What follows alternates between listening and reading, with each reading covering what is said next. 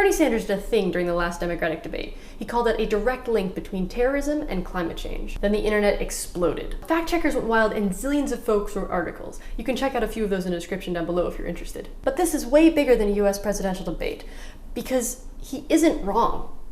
Maybe a little bit overstated, but the connection is real. Climate change is going to change how this world works, and a lot of places we're already seeing the effects. This isn't a new revelation. The Department of Defense released a report in 2014 stating that climate change will undermine livelihoods, compromise culture, increase migration, and challenge state security provisions. The White House released a similar report in early 2015 saying climate change will accelerate instability and exacerbate tensions. And Obama followed that up while speaking at West Point, saying climate change constitutes a serious threat to our global security and an immediate risk to our national security. All of which is a great way of saying climate change is a massive security issue and leads to all sorts of other problems. For instance, civil war and the rise of ISIS in Syria. Now obviously climate change wasn't the sole factor in these events, but it certainly played a role. The Fertile Crescent, where Syria and Iraq are located, is no stranger to drought.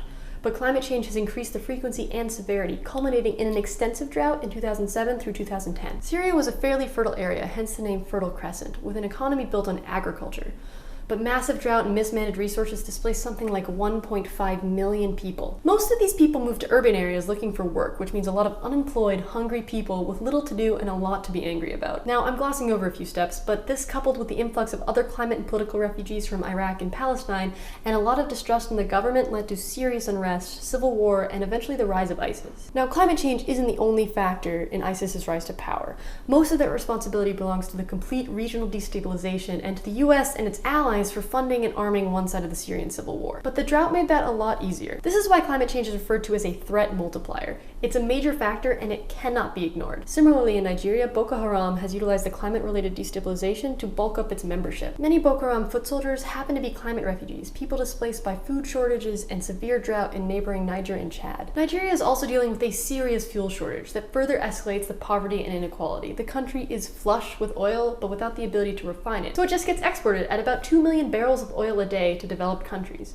We gladly pay for that oil while completely ignoring the conflicts. Now, of course, you cannot outright prove that the drought in Syria was caused by climate change, or that Boko Haram would not have gained as much power had they not used the climate crisis to their advantage. And although the last decade has been the hottest on record, many also point out that it has been the most peaceful. But climate change will continue to put stress on our resources and on our communities. And it certainly doesn't help that most terrorist groups come to power on the profits of oil. ISIS is running a pretty lucrative business, and it takes a lot of money to organize and terrorize as many people as they do. And while cutting off our dependence on foreign oil at this juncture is practically impossible, sweeping climate regulations would certainly put a dent in these terror organizations' funding. And you know where that sweeping climate regulation is going to come from? Hopefully large international climate talks like the upcoming UN climate conference in Paris this December. Now, what happened in Paris is horrible and not something people, a city, or our global community can recover from quickly.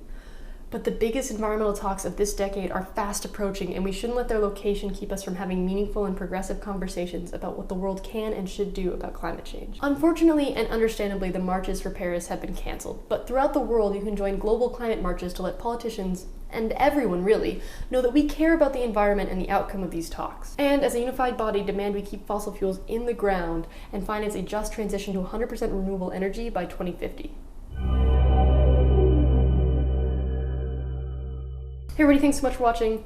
I know this video was a huge topic, but I really wanted to kind of get out there that climate change has a lot of other effects that we don't necessarily think about, and while it obviously isn't directly connected to these horrible things that are happening in other countries, it is a big role and we need to take some responsibility for that. So if you guys want to discuss this further, some of the intricacies, some of the studies, I've got all the sources down below and I will be hanging out in the comments.